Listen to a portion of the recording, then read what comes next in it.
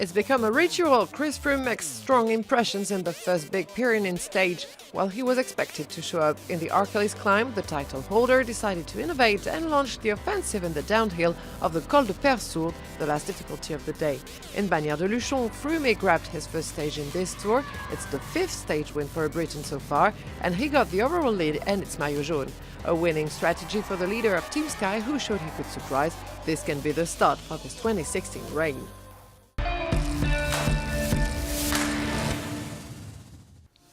Today's menu offered one of the classic stage courses of the Tour de France, 184 kilometers in the heat with 4 categorized climbs.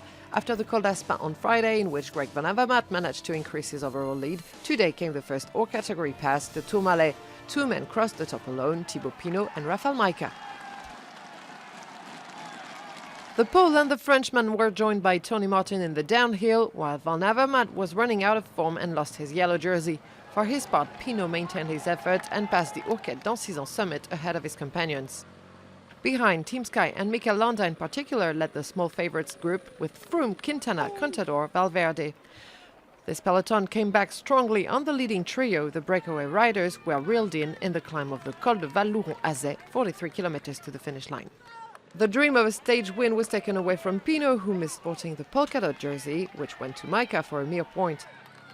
Team Sky have the numbers for them in the leading group. They set the pace in the final ascent of the day, the steepest one too. When they reached the top of the Col de Persourde, Froome launched an attack in the downhill and pedaled in his own peculiar yet efficient way. The two-time Tour de France winner was impressive in the descent and won in Bagnères de Luchon, 13 seconds ahead of his pursuers. This 6th-stage win for Froome in a Grand Boucle was not the most obvious, but surely it was one of the most smashing.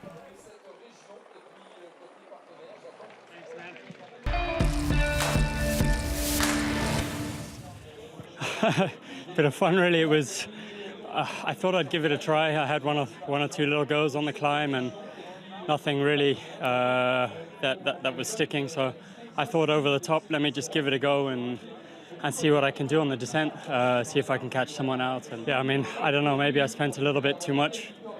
Let's see. I guess tomorrow's going to be a really hard day. So 20 seconds, more or less. It's not a huge margin, but yeah, I mean, I'll take every second I can get at this point.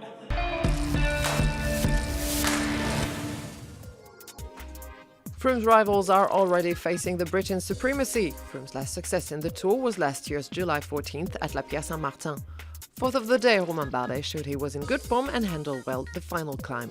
Froome's feat allows him to reach the top of the leaderboard after 1 week in the race. Thanks to the bonuses, the Briton lies 16 seconds ahead of Adam Yates, the best young rider.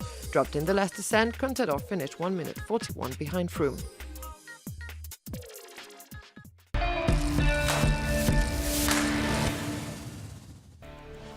Oh, the efforts to get a rest day. Before a break on Monday, the riders will have the biggest challenge so far with a visit in Spain and Andorra. This Stage 9 will be the most trying of the 2016 Tour de France, with 5 passes, nearly 5,000 meters of difference in heights to swallow.